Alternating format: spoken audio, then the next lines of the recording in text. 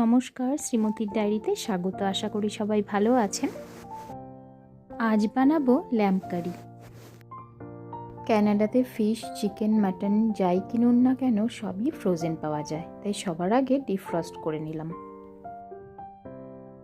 এবারে পেঁয়াজ আর লঙ্কা কেটে নেব। আমরা কানাডায় আসার পর থেকে দেখছি এখানে ল্যাম্ব, গোট, পোলট্রি এসবই বেশি পাওয়া যায়, তবে ফ্রোজেন হলেও ফিশ মোটামুটি পাই। এনাদের এখানকার সবগুলোতে আমাদের ইন্ডিয়ান ফিশ খুব একটা নেই, তবে বাংলাদেশি বাজারগুলোতে রুই, কাতলা, চাপিলা, বাটা সব কিছুই মোটামুটি পাওয়া যায়। ব্যাস, পেঁয়াজ লঙ্কা কাটা হয়ে গেছে। এবার কড়াইয়ে সরষের তেল দিয়ে দেব।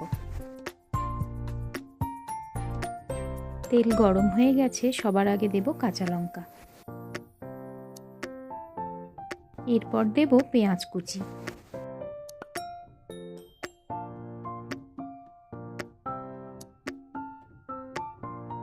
পরিমাণ মতো লবণ দিয়ে পেঁয়াজটা একটু ভেজে নেব। এরপর জিরা, আদা, রসুনের পেস্টটা দিয়ে দেব। মশলাটা দিয়ে একটু ভালো মতো কষিয়ে নেব।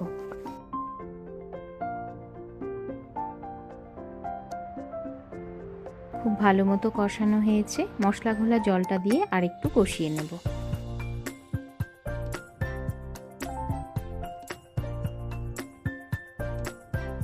এবারে কেটে রাখা আলু আর মাংসগুলো দিয়ে দেব।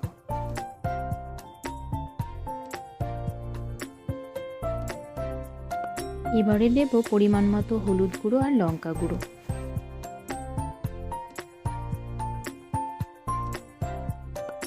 এবারে একটু জল দিয়ে নেড়েচেড়ে কিছুক্ষণের জন্য ঢেকে দেব।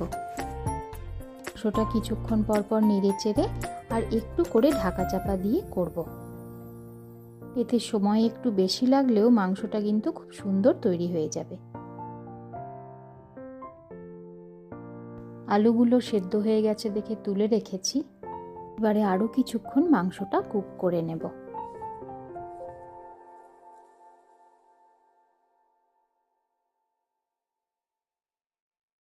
ব্যাস, আমাদের মাংস একদম রেডি। সব শেষে আলুগুলো অ্যাড করে নেব।